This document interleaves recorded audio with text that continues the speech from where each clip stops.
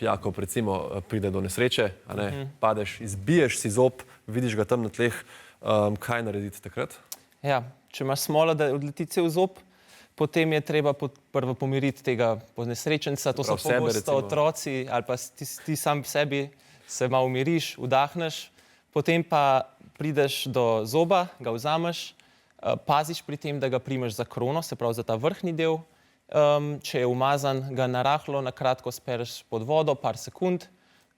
Potem pa je najbolje, če ga kar daš, to mogoče malo hecno zveni, direktno nazaj v svoje mesto.